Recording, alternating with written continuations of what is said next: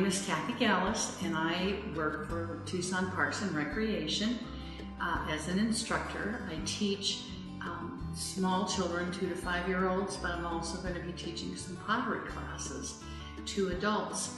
So I'll just keep adding more as I get asked.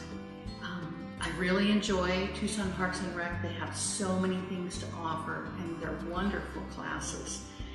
Instructors are wonderful, and the space for us to work, there's plenty of space. I couldn't ask for better. I've been teaching for 47 years, like I said. 36 of them have been in art, and then another 11 years I was a second grade teacher. So, but I've taught into colleges too, junior colleges, back in the Midwest when I was in Iowa. All right, now what we're going to start with today is animals, again, out of boxes. So I want to show you that these are some of the boxes that I use, and I seal them with glue so that they're solid. And the tiger that I'm working with is with a butter box, and you can see what I do is I glue it and then I put rubber bands around it until it's dry. So that's how I can do things like this. Now my whale, I want you to see that I did its belly with lines, and it goes around to the back of the table. And with the lion, or with the tiger, I made this several weeks ago, and it was out of a Jello box or something. Well, I used a butter box for this one, so there's a difference between them. This is a little bit less complicated, more for younger children. This one has a lot more detail, so if you're interested in doing this, don't expect a young child to be able to come up with something like this. That would just be very frustrating for them. So anyway, what I'd like to do, I'm going to slide these over out of the way. And what I do, this is not a shoe box, but I wrap the box like I'm wrapping a present. And so I start with bigger paper like this, and I lay my form down, put it up against the edge, and I use a pencil because that way I can erase if I need to. And I just trace the edges. And then I turn it over so there's 4 sides to the box. So I'm going to have 4 rectangles like this.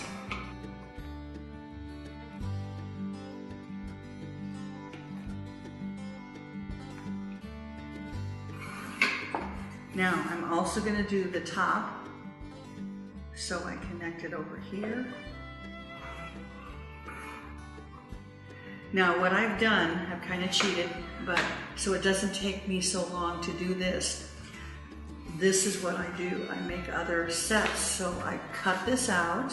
This is what this is right here. I put little flaps on here because what happens is that I can tuck those underneath when I'm putting the box together, and I'll show you with the tiger in just a few minutes. This one is actually glued completely shut, so I can't show it to you there. So I'll set this out here. I make patterns, so like I created the face, and it's just out of pieces of cardboard, and I build it all up, and then trace it, and then I put a front and a back to it. So this actually, when I'm ready, and I'm going to go ahead and get started with my glue.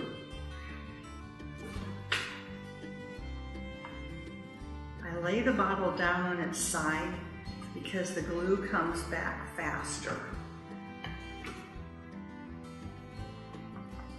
Okay.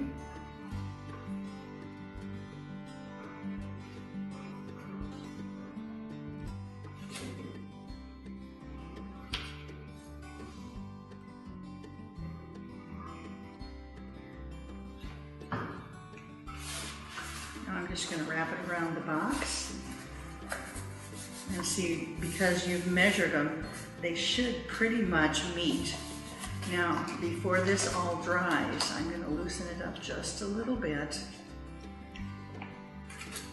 and put these tabs down here and then put the paper over the top of it. Now what I do with the glue is I take this with my hand and I rub it and spread it out, because otherwise you're going to have bumps and lumps in it. And you don't have to put glue all over the entire box.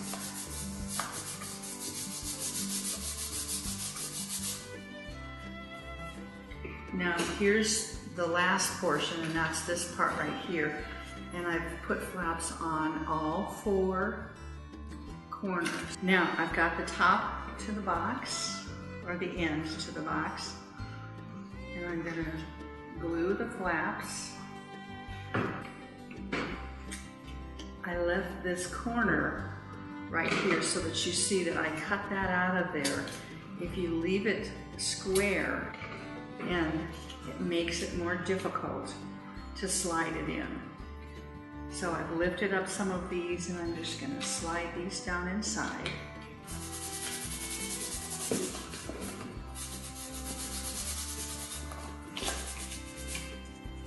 Now what I do is, once I get this done, sometimes it overlaps a little bit, so I just take my scissors and trim those so that they're more precise.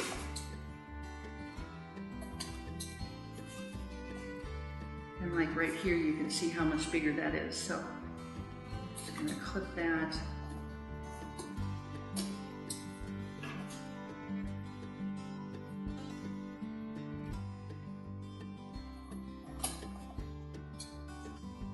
And right there.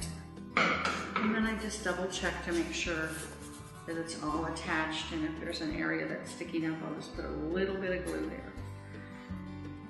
Now, if you have your children do this and you're not supervising, they're probably going to put too much glue on there, so you might want to kind of watch, because it's going to be all over everywhere.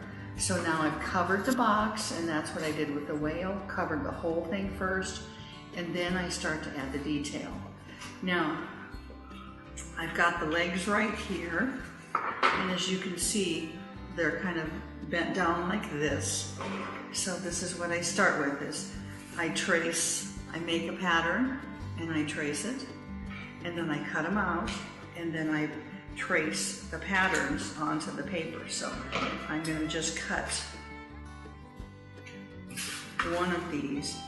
And if you think about it, you have to put a front and a back, or a right and a left side, to these legs and feet, because if you don't, you're going to see the cardboard.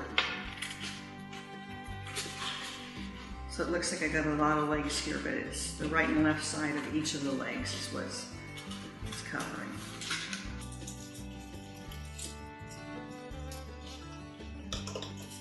Okay, now I'm just going to go ahead and do the glue on this.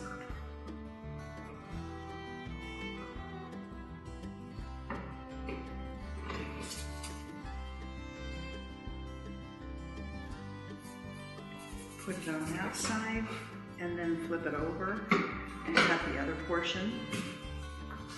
So your legs are going to have the right and the left side covered.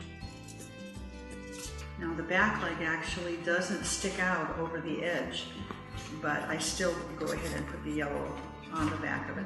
The front legs do. So if you tried to go without covering that, you're going to see the cardboard box that I used. This would happen to be a Kleenex box. Okay.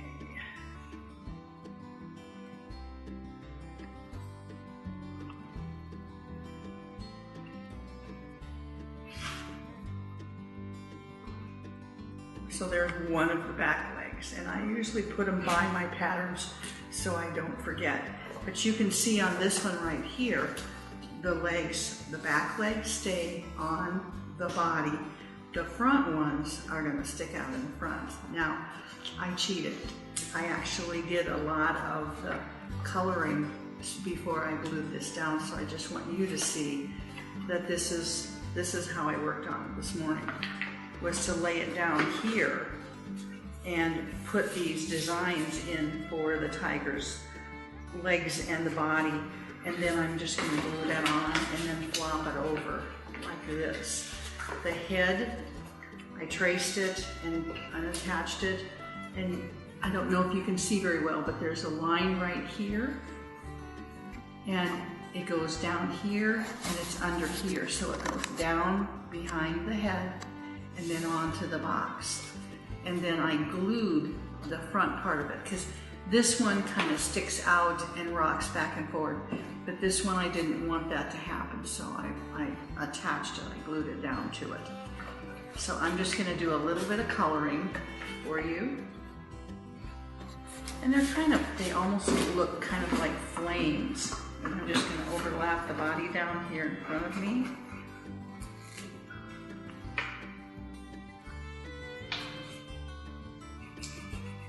And I outline them first before I color them in, because it helps me to kind of stay inside the middle there. And if I make it go out of the edge a little bit, I just enlarge the form. It's not a big deal. This one right here, I'm going to have to bend it over so that I can get to these points.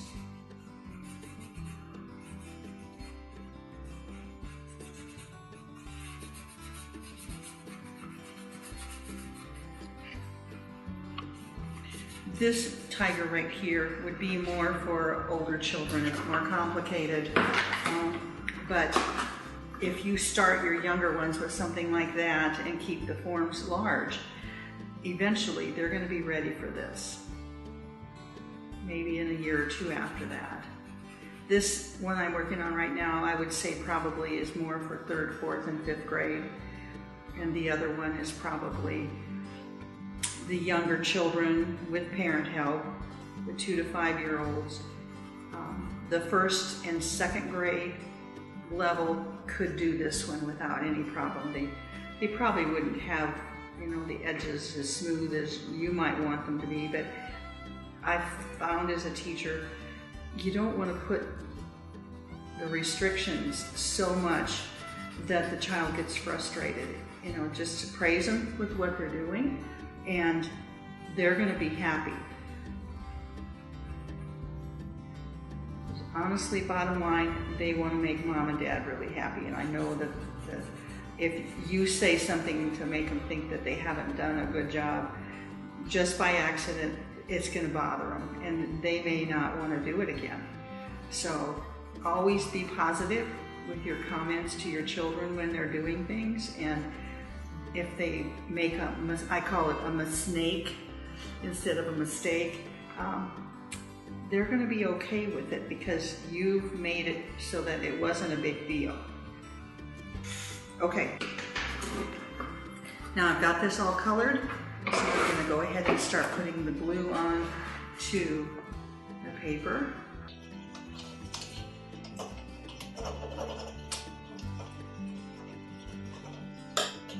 And then wrap it over.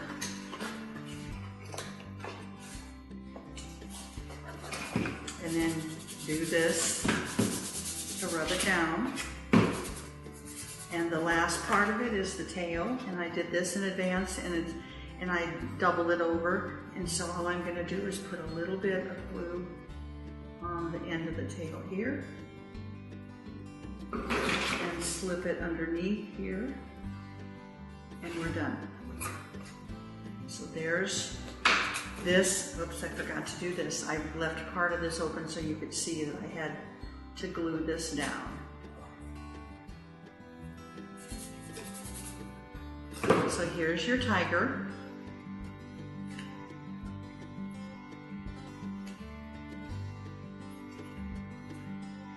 And I think that your children will really enjoy doing this. I learned about tigers too, and about whales. So when I start doing this, I kind of pass the information on to the children. If the whale, there's different kinds of whales, and same thing with the tigers. So make it kind of a learning experience, not just an art experience, but a learning experience, because it's science and art. So thank you very much for your attention, and I hope you've enjoyed this. I thoroughly loved it.